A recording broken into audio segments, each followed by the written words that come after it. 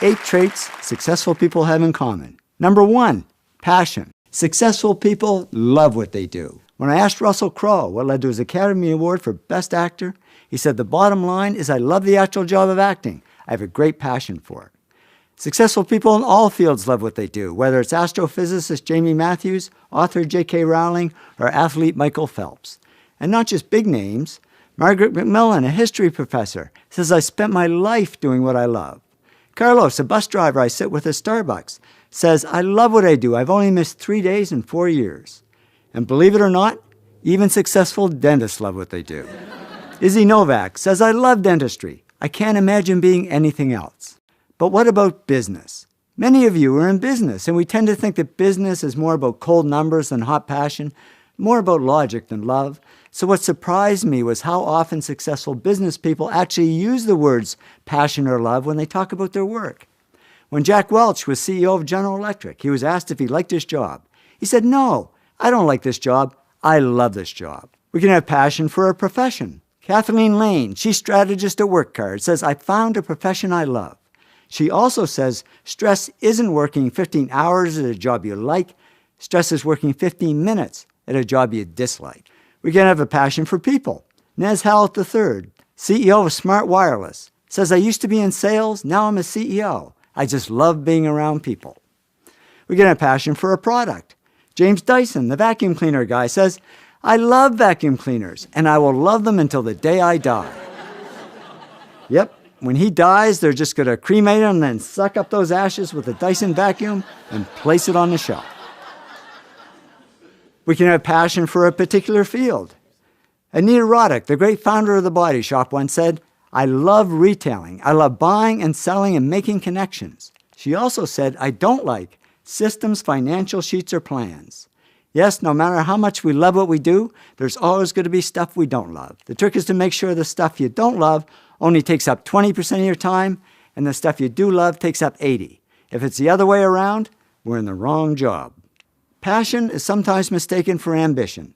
People call Donald Trump ambitious, but he says, "I'm not ambitious. I just love what I do." And if you love what you do a lot of stuff. And then people say, "Oh, you're ambitious." The cool thing about passion is it turns underachievers into superachievers. I have a long list of famous underachievers, like Albert Einstein, who people said would go nowhere when they were young. For instance, who said this? Besides me. I was sitting in my room being a depressed guy, trying to figure out what I was doing with my life. Turns out it was Bill Gates. Bill was such an underachiever, his parents actually sent him to counseling. Yeah, I can just hear the neighbors back then saying, "Geez, that Gates kid, what a loser. He's never going to go anywhere." And he didn't, until he discovered his passion for software. The big problem is finding your passion.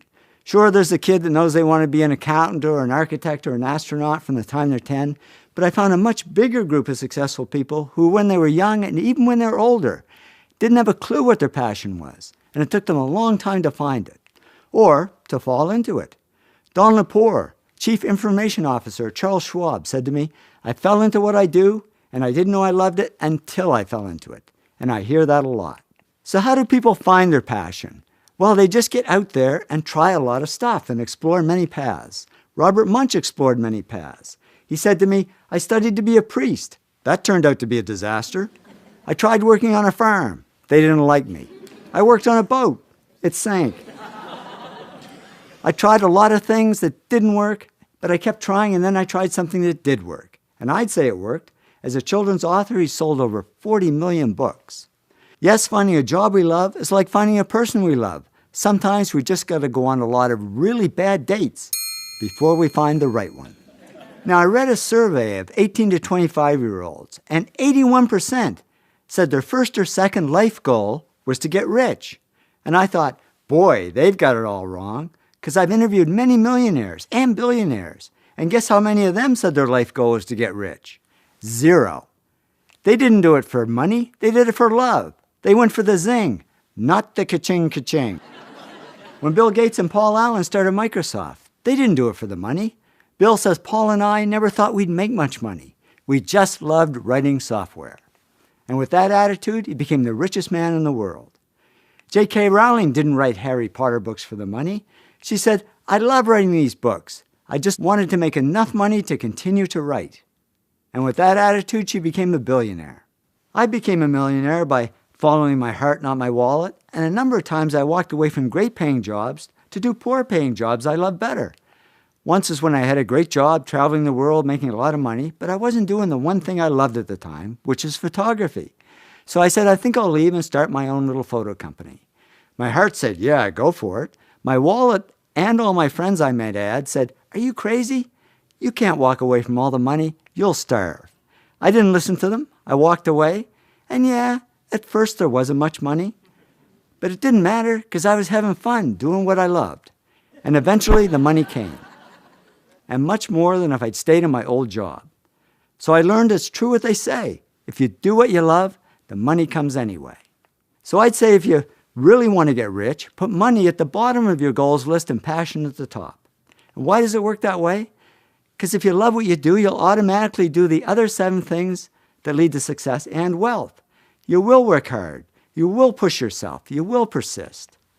And what if you're in a job you don't love? Well, just follow your passion on the side. Remember, Albert Einstein was a patent clerk. That was his job, but his passion was physics. And he wrote 4 of his most important papers in his spare time as a hobby and became one of the world's greatest scientists. So it's amazing what you can do if you love what you do.